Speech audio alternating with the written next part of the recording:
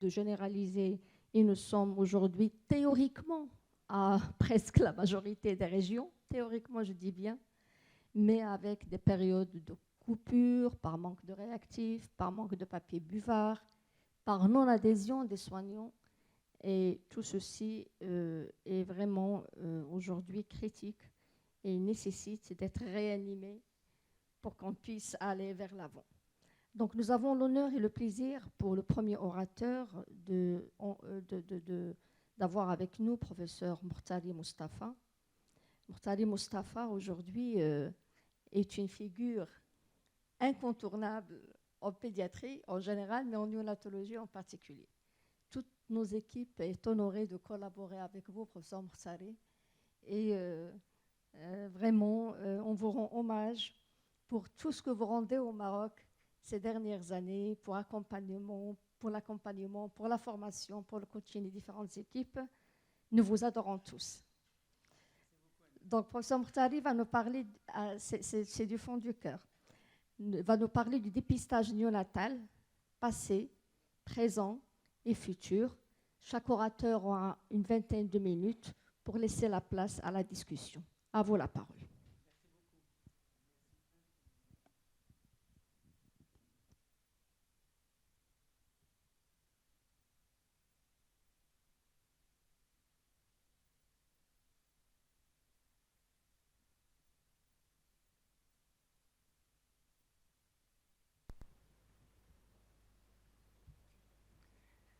Je suis ravi et honoré d'être parmi vous. Ma participation est une participation de n'importe quel Marocain qui se sent bien sûr patriote, Ouattani, parce que historiquement, moi je descends d'une famille de Moukawimi. Voilà. Et donc, du coup, je suis dans cette continuité de manière naturelle. Quand on connaît quelque chose, on le partage avec les gens. Je pense que la technique est bonne. Bismillah.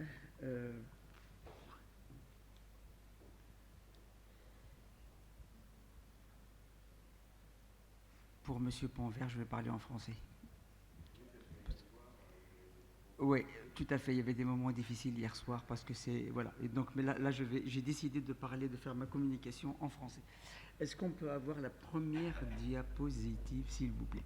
Donc, Serge Latif, je le remercie infiniment, bien sûr, tout le staff de l'association des pédiatres d'Agadir, tout le staff, bien sûr, de l'association des pédiatres marocains, parce que c'est un effort considérable que vous faites dans des conditions qui ne sont pas toujours faciles, des conditions où les moyens manquent, des conditions où la collaboration parfois entre équipes manque, des situations également où la population à qui vous faites face est une population de tout petits, de très malades et parfois qui manque beaucoup de moyens.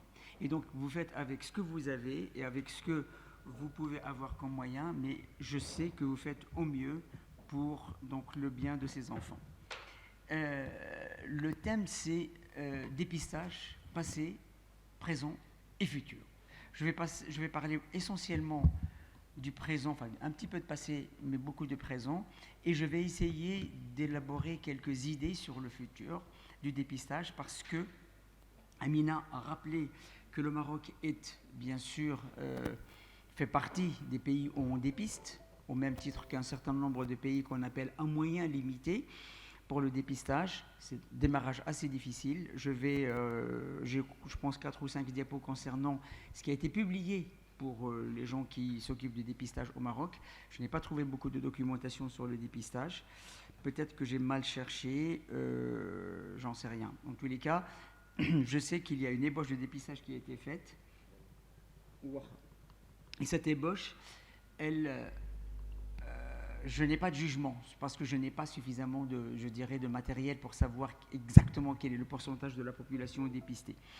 Donc, je vais axer essentiellement sur le dépistage à travers le monde, ce qui est fait en Europe, ce qui est fait aux États-Unis, ce qui est fait dans les pays au moyen avec comment ça s'appelle, en voie de développement, et quels sont bien sûr les avantages du dépistage par rapport au traitement curatif. Voilà, la technologie commence à fonctionner. parti. C'est bon. Bismillah, c'est parfait. Donc, je passe. Donc, la première maladie qu'on a dépistée, c'est la phénylcétonurie. Et c'était en 1963, quand M. Guthrie, qui s'appelle Robert Guthrie, à ce moment-là, il a mis au point une technique. Alors, Robert Guthrie, il avait un fils qui était suspect de phénylcétonurie. Donc, c'est un sujet qui l'intéressait énormément. Et à ce moment-là, il a mis en place une technique dans laquelle il s'est dit, je vais prendre du sang séché, je vais essayer de regarder sur ce sang séché si, par une méthode d'analyse, je pourrais diagnostiquer, dépister l'activité de la phénylalanine. Et finalement, il a dépisté, il a regardé, ça a un petit peu modifié le truc parce que le carré n'était pas bon, voilà. Donc il a évalué 682 nouveau-nés qui avaient moins de 4 jours et il a trouvé des taux de phénylalanine qui s'échelonnent entre 2 mg par 100 ml et en dessous de 2 mg par 100 ml.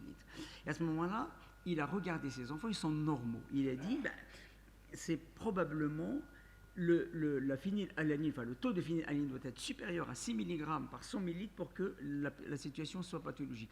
Entre 2 et 6, c'est probablement des formes qui sont des faux positifs, parce que les enfants sont normaux. Et il a déterminé une incidence à partir de cette étude. 10 ans plus tard, en 1973, et là c'est Dussault, c'est une équipe canadienne, qui à ce moment-là va doser sur du sang séché, on est toujours sur du sang séché, il a dosé à ce moment-là la T4. Et en disant, voilà, donc il a dosé la T4, et il a trouvé que ça marche, et qu'il a fait une corrélation entre les enfants qu'il a vus et ce dosage de T4, et il a trouvé que les enfants qui avaient une hypothyroïdie à ce moment-là, avec une T4 effondrée, on pouvait à ce moment-là faire le dépistage. Par la suite est venu le dépistage à partir de la TSH. Et là, il a lui aussi déterminé, en fonction de la population qu'il a vue, une espèce d'incidence qui était de l'ordre de 1 pour 7000. Donc là, il a publié en 1973, et puis en 1975, il a déterminé cette courbe que vous voyez, cette courbe de Gauss, où il dit il y a une population pour laquelle on a la certitude, c'est la petite population en noir, on a la certitude qu'ils ont une hypothyroïdie congénitale. Il y a une population pour laquelle on a des doutes. Et à ce moment-là, dans cette population, on a du doute, bien sûr, il n'a pas pu déterminer parce que c'était en 1975. Et puis, historiquement, donc on voit que le diagnostic de phénylcétonurie a été fait en 1963. Il a été implémenté aux États-Unis un tout petit peu avant, en Europe à partir de 1972.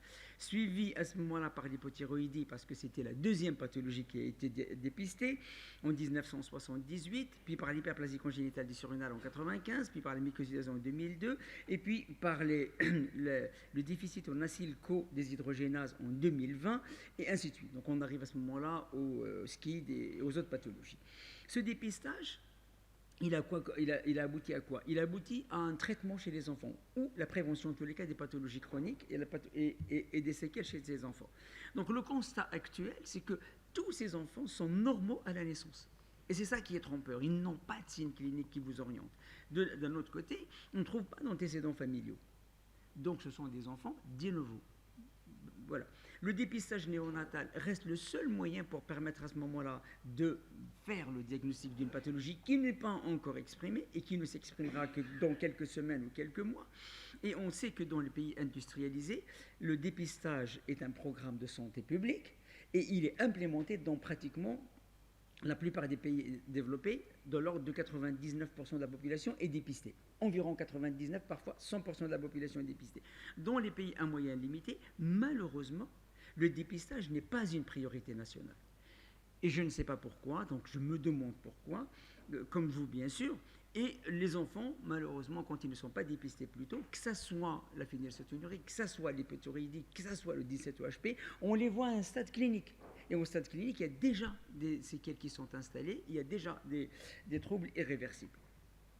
Et l'objectif actuel du dépistage, c'est quoi? C'est de diagnostiquer une maladie qui n'est pas encore exprimée suffisamment tôt pour prévenir les séquelles. Et il faut un certain nombre de critères. Et les critères ont été déterminés en 1968, donc avant le dépistage de l'hypothyroïdie en 1973. Donc dès le premier dépistage de la phénylcétonurie, il y avait Wilson, qui est un anatomiste australien, et Jungner, qui est un biochimiste, un chimiste suédois qui travaillait avec son frère. Et c'est Jungner qui a mis en place cette espèce d'appareil à dépistage, parce qu'au début, le dépistage se faisait de manière manuelle, et lui, il a mis en place un appareil pour pouvoir dépister en Suède.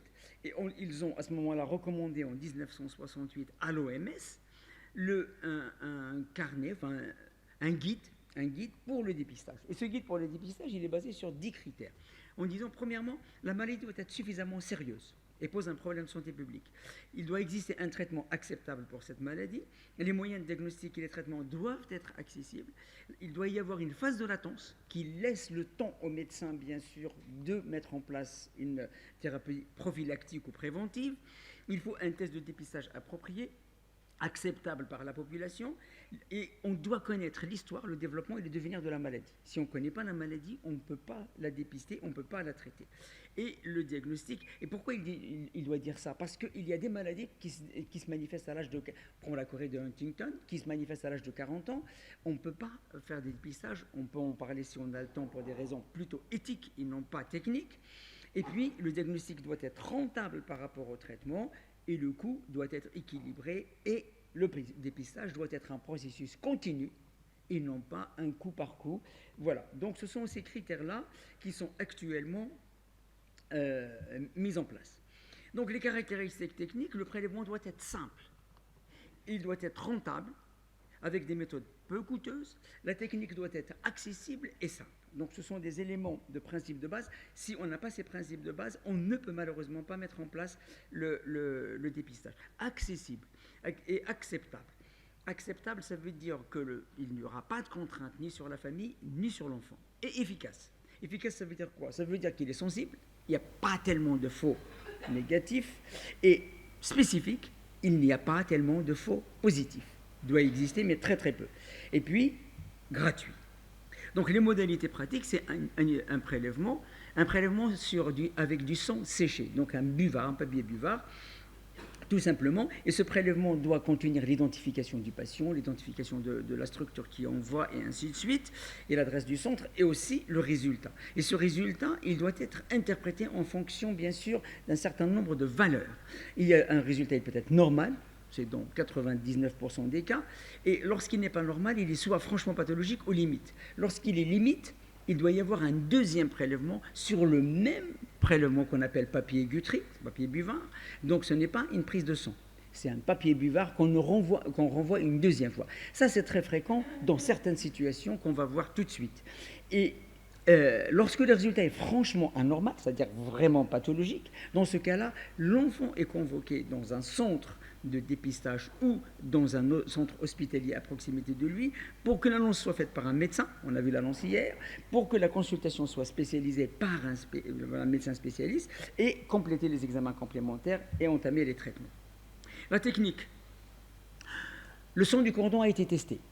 Ce n'est pas efficace. Pourquoi? Parce qu'on peut faire uniquement le diagnostic de l'hypothyroïdie. Toutes les autres pathologies nécessitent un délai pour une accumulation d'un métabolite, et il n'a pas suffisamment de délai pour l'accumulation du métabolite. Et puis il y a des erreurs, parce qu'on peut confondre à ce moment-là, si on fait un prélèvement sur la veine ombilicale au lieu sur l'artère ombilicale, on peut confondre le sang de la mère et du sang du fœtus, enfin du bébé.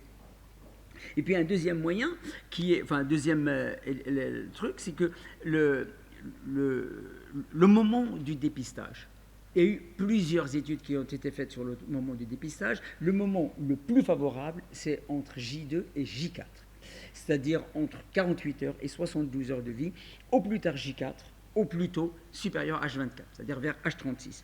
Pourquoi? Parce qu'il faut donc ce délai pour l'accumulation des métabolites d'une part, et d'autre part, ça permet à ce moment-là d'envoyer les prélèvements, de récupérer les prélèvements, parce qu'il y a le temps d'acheminement, le temps d'analyse, et ainsi de suite. Il faut qu'il y ait le temps le plus court avant les manifestations cliniques, parce qu'il y a des manifestations, le D7-OHP peut se manifester au bout de 10 jours, 15 jours. La phénylcétonurie, la même chose, et ainsi de suite. Donc il y a un certain temps, il faut que le délai entre le prélèvement et les résultats soit le plus court possible.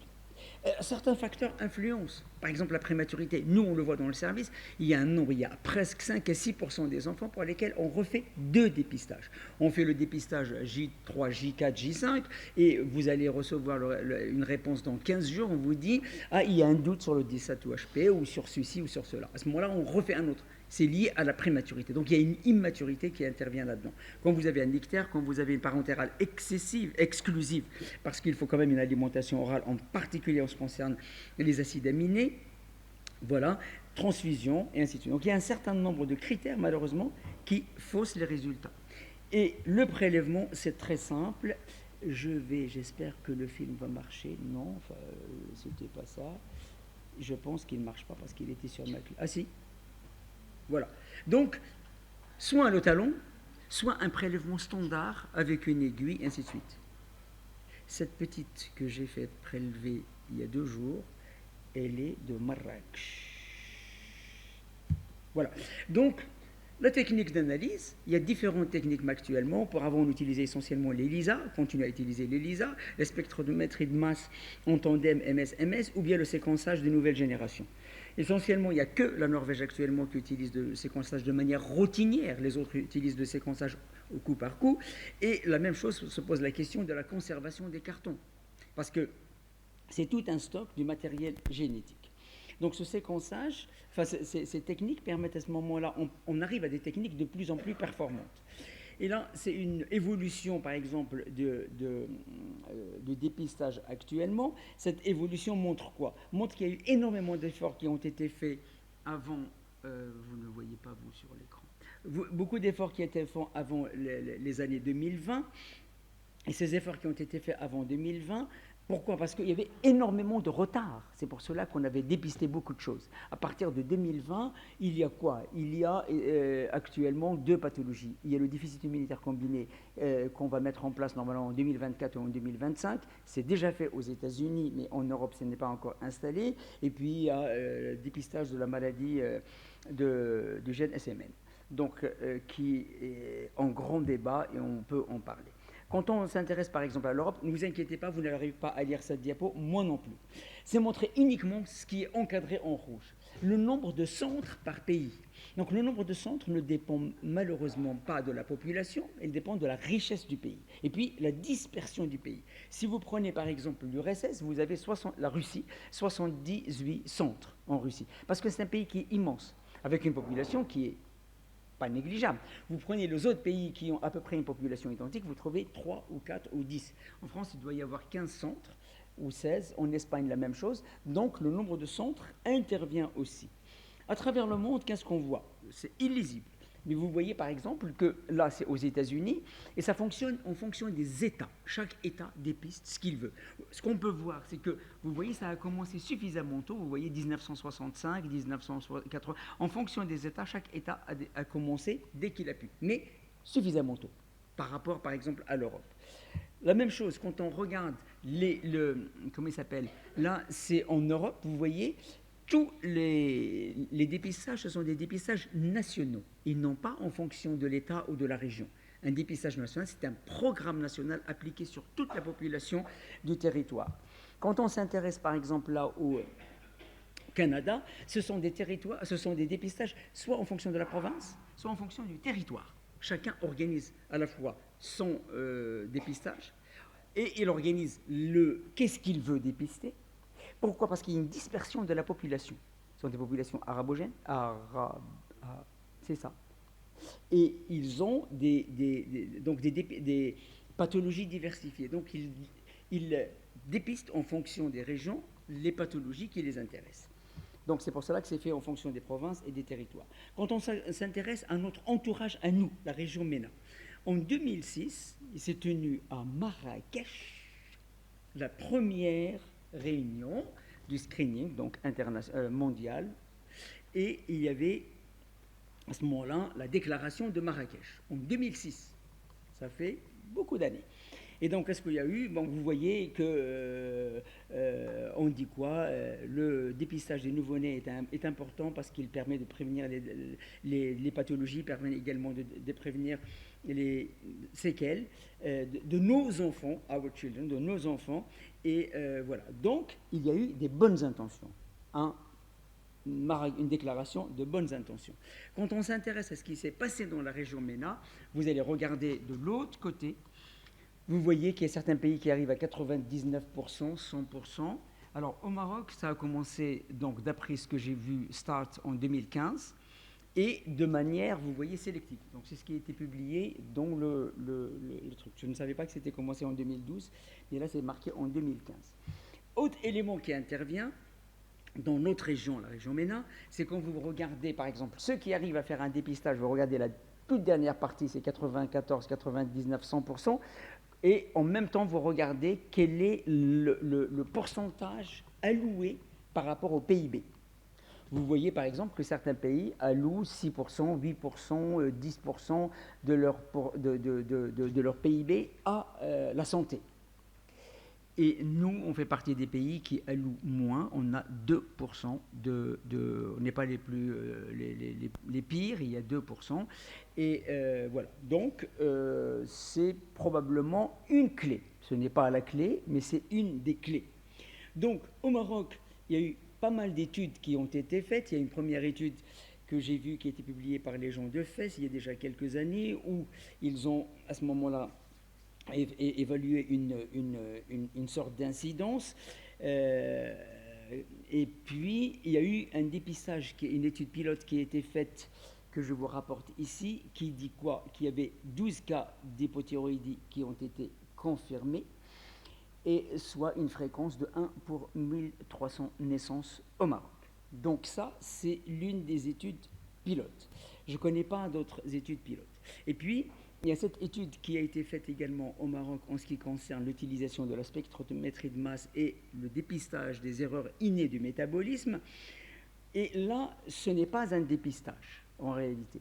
Ce sont des malades ce sont des cas pathologiques qui ont été référés au centre de référence qui est à Rabat, qui est l'hôpital, qui est le laboratoire de la gendarmerie nationale, si je ne me trompe pas. Et donc à ce moment-là, ils ont utilisé la spectrométrie de masse. Ils ont trouvé qu'au Maroc, on peut bien sûr déterminer 31 erreurs innées du métabolisme, qui a eu, vous voyez, 1178 patients qui ont été symptomatiques et non pas dépistés, symptomatiques. On voit en tête les pathologies des acides aminés, impeccable, les pathologies des acides aminés, puis l'oxydation des acides gras, puis les acidémies organiques. L'âge du diagnostic, vous voyez, il est de 4,9, plus ou moins 5,8 ans, et non pas jours.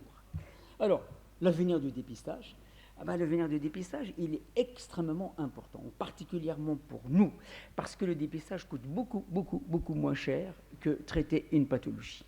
Donc, le dépistage à partir de 2024, en parlant de partir de 2024, on a tout à faire au Maroc, on commence à peine, et il faut, à mon avis, dépister à la fois, il va y avoir un programme national de dépistage, un programme d'information sur le dépistage, et une généralisation du dépistage pour faire quoi? Pour pouvoir à ce moment-là, dans les 10 à 15 ans à venir, arriver à un dépistage complet de la population. Qu'est-ce qui se passe dans le reste du monde? Dans le reste du monde, on s'oriente, comme je vous ai dit, vers le déficit immunitaire combiné. C'est déjà le cas, parce qu'il y a une étude à laquelle on avait participé qui s'appelle Dépistrec, qui a montré, donc qu'on a fait sur 2 ans ou 3 ans, je ne me rappelle plus, et 48 maternités dont la nôtre a participé à cette étude qui a été publiée, qui montre qu'on peut faire le dépistage des déficits immunitaires combinés de manière tout à fait correcte, sans aucun souci. Le défi, c'est quoi? Le défi, c'est éviter ce dépistage national à l'échelon uniquement national, mais plutôt aller vers une collaboration soit local entre les centres, pas un seul centre, parce que si vous avez un centre et que vous avez le matériel qui tombe en panne, vous êtes coincé, donc local ou loco-régional. Par exemple, pour la région MENA, il y a quand même des centres il y a des pays qui ont une toute petite population. Vous prenez le Qatar, vous prenez le Oman, ils ont une toute petite population. Donc la collaboration avec ces pays et envoyer les papilles buvards, parce qu'il y a des vols pratiquement quotidiens là-bas, pourquoi pas? Et à ce moment-là, ça permet à chacun d'avoir quoi? D'avoir une data. Si vous avez une data, vous pouvez publier, vous pouvez avoir une idée sur votre... voilà. Donc il faut bien sûr... je conclue. pour dire que, naturellement, le dépistage est une science. Mais il obéit à une certaine éthique. On ne peut pas faire n'importe quoi. Je vais revenir juste à la fin au gène SMN. Si on a une minute, on peut en parler. La science, comment il s'appelle, Rabelais disait déjà en 1400 et quelques, « Science sans conscience n'est que ruine de l'âme ». Donc, dépister permet au nouveau-né de devenir un adulte normal, de guérir des pathologies, mais il faut commencer par l'information de la population. Si on n'informe pas la population, elle ne va pas adhérer. Il faut expliquer, bien sûr, faire comprendre aux gens, essayer d'avoir un dépistage équitable et non pas égal, donc en fonction de qu'est-ce qu'on veut faire, parce que nous, on a quand même une partie de la population qui peut être porteuse de drépanocytose, et est-ce qu'on doit dépister tout? Parce que techniquement, maintenant, avec le séquençage à haut débit, tout est possible.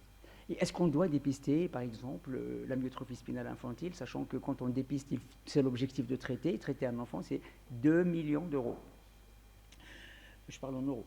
Et il faut surtout prendre en conscience que nous avons un énorme problème et un énorme défi, c'est celui de la consanguinité. Quand je regarde l'étude qui a été faite par le laboratoire de référence de la gendarmerie, vous avez, à ce moment-là, je vous ai montré le nombre de patients qui ont été diagnostiqués, et 75%, on retrouve une consanguinité, dont 50,4% au premier degré. C'est des cousins germains. Je vous remercie.